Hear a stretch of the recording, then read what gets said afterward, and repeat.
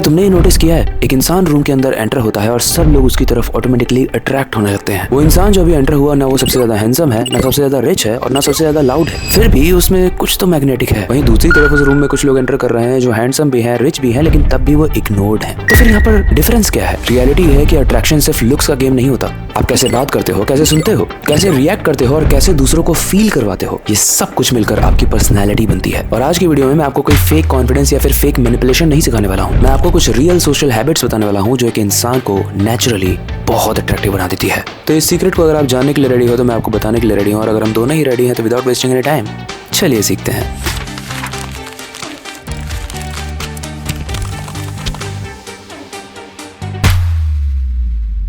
इस वीडियो को अच्छे से समझाने के लिए मैं इसको 4 चैप्टर्स में डिवाइड करूंगा। इन वीडियो को अगर आप एंड तक देखते हो तो आप सब कुछ समझ जाओगे एंड आपका और आप बहुत ऊपर जा चुका होगा। अब ऐसे टॉपिक्स की आप लोग डिमांड करते हो, इसलिए हम बहुत रिसर्च करके ऐसे टॉपिक्स को लाते रहते हैं। लेकिन वीडियो बनाने में बहुत मेहनत लगी है, इसलिए वीडियो को लाइक जरूर कर देना।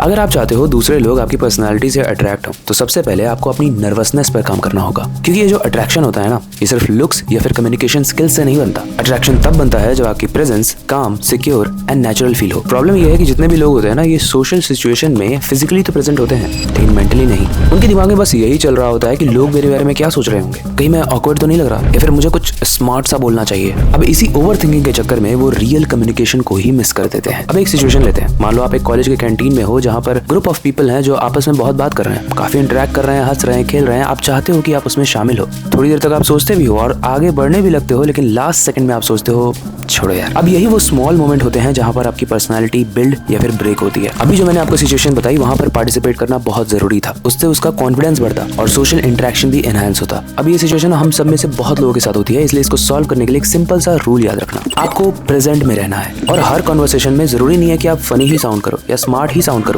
कभी कभी आप कॉन्वर्सेशन के पार्ट में सुनकर एक्नॉलेज करके भी सामने वाले को अट्रैक्ट कर सकते हो। आमिर कितना ज्यादा अट्रैक्टिव है, आज की डेट में कोई सुनने वाला है ही नहीं, लेकिन आप अगर मेरी बात को अच्छे से सुन रहे हो, आप याद रखते हो मैंने जो कहा और उसको एक्नॉलेज करते हो, तो मेरे लिए तो आपसे ज्यादा कोई ऊपर है ही नहीं। लेकिन फिर भी एक ट्रिक बताता हूँ, अगर आपको किसी भी कन्वर्सेशन में एंटर करना है तो आप 5 4 3 2 1 रूल को फॉलो कर सकते हो। इसमें होगा क्या कि अभी जो मैंने सिचुएशन बताई थी जिसमें वो बंदा बस सोचता ही रह गया उस ग्रुप में पार्टिसिपेट करने से पहले, इस रूल को फॉलो करके वो क्या करता, वो देखता उस ग्रुप को, वो बोलता 5 4 3 2 1 एंड वो एंटर कर जाता। वो अपने दिमाग को टाइम नहीं देता और एक्सक्यूजेस बनाने का। यही से आता है इस चैप्टर का टेक अवे कि आप जितना ज्यादा वेट करोगे उतना ज्यादा आपका दिमाग एक्सक्यूज बनाता रहेगा। और सबसे इंपॉर्टेंट बात, साइलेंस ऑकवर्ड नहीं होता। हर वक्त बोलते रहना कॉन्फिडेंस नहीं होता, कभी कभी काम रहना भी कॉन्फिडेंस होता है। अब किसी कॉन्वर्सेशन में जाना कैसे है वो तो मैंने आपको बता दिया, लेकिन कॉन्वर्सेशन में जाने के बाद कैसे इंपैक्ट डालना है वो बात करने वाले हैं चैप्टर 2 में। लेकिन वीडियो में आगे बढ़ने से पहले अगर आपको ये वीडियो यहाँ तक अच्छी लगी तो इस वीडियो को लाइक कर दो, और ऐसी और इंटरेस्टिंग साइकोलॉजी की वीडियोस मेरे साइकोलॉजी के शो पे आती हैं जो सीखो ऐप पे चलता है, उसे जाकर चेकआउट जरूर करना।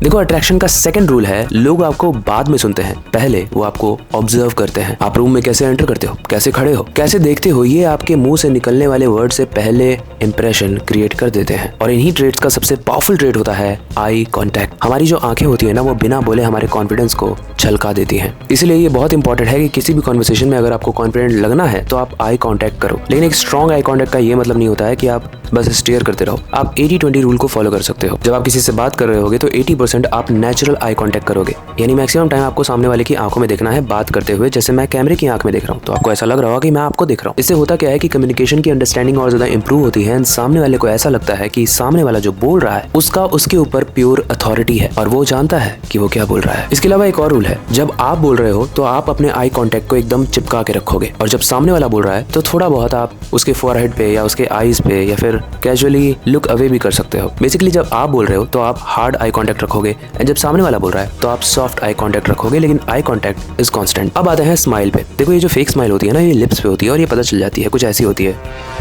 बात है जी, एक्टिंग की बादशाह हो कसम से। लेकिन जो रियल स्माइल होती है ना, वो आंखों तक पहुंचती है, कुछ ऐसे। एंड जब आप जेन्युइनली रिलैक्स्ड एंड काम लगते हो ना, तो लोग ऑटोमेटिकली आपके अराउंड में कंफर्टेबल होने लगते हैं। सिंपल रूल है, आपने क्या बोला वो लोग भूल सकते हैं, लेकिन आपने उन्हें कैसा फील कराया वो उन्हें बहुत समय तक याद रहता है। इसलिए अब लोगों को अच्छा फील कैसे कराना है उसकी बात करते हैं चैप्टर 3 में।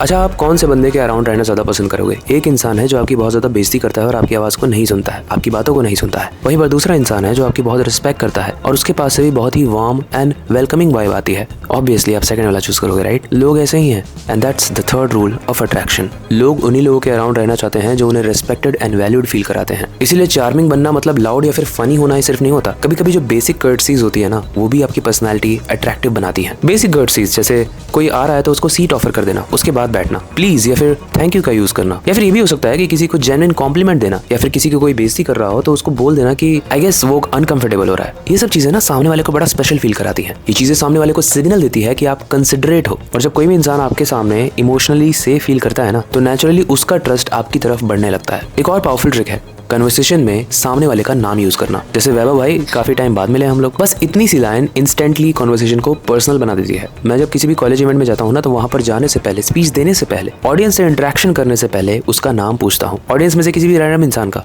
एंड वहाँ से एग्जाम्पल लेके फिर मैं बताता हूँ वहाँ के ऑडियंस को। इससे उन्हें बहुत पर्सनल फील होता है। एंड ट्रस्ट में इसका क्या इम्पैक्ट होता है मैं तुम्हें यहाँ नहीं दिखा सकता, बट वहाँ जो फील होता है वो बहुत ही नेचुरल एंड वेलकमिंग होता है। लेकिन एक चीज है, ये सब फेक नहीं लगना चाहिए। फोर्स्ड कॉम्प्लीमेंट या फिर फेक पोलाइटनेस जो होती है, तुम्हारी पर्सनालिटी को अट्रैक्टिव नहीं बल्कि मैनिपुलेटिव दिखाती है। टेक अवे पॉइंट है, हमेशा काम रहो, कंपोज्ड रहो और अपने फेशियल एक्सप्रेशंस को यूज करो।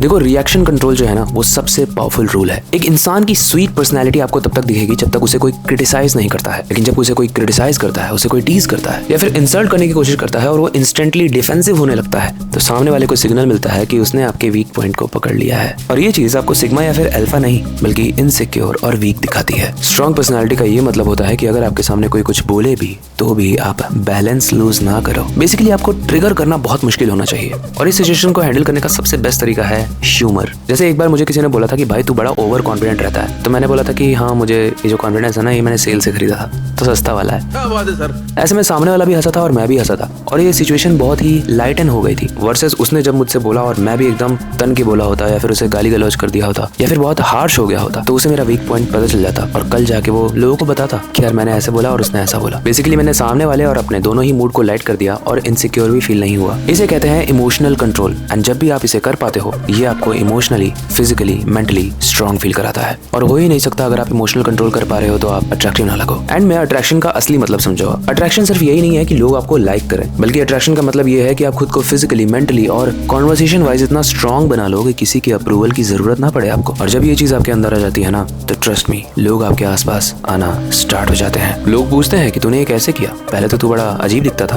पहले तो तू बात नहीं कर पाता था। तब आप बता पाओगे कि मैंने अविनाश की वीडियो देखी थी। आई होप ये वीडियो आपको अच्छी लगी होगी, आपने नोट्स बनाए होंगे। एंड अगर आपको ये वीडियो अच्छी लगी तो इस वीडियो को लाइक कर दो। एंड जिसने ये वीडियो यहाँ तक देखी है वो बनने वाला है अट्रैक्टिव। एंड यही है आज का कोड वर्ड, कमेंट करके जाना अट्रैक्टिव। बाकी अगर आपको ये वीडियो अच्छी लगी है तो साइकोलॉजी का एक शो चलता है सीको ऐप पे, उसमें भी ऐसी और इंटरेस्टिंग वीडियोस हैं, उसे जाकर जरूर देखना। बाकी फिलहाल के लिए हमेशा की तरफ वक्त आ चुका है इस वीडियो को एंड करने का, नई सुपर इंटरेस्टिंग वीडियो पर काम शुरू करने का। लेकिन जाने से पहले मैं हमेशा की तरह बस एक ही चीज कहना चाहता हूँ, अपनी क्यूरियोसिटी को डाई मत होने देना, नई चीजें सीखते रहना।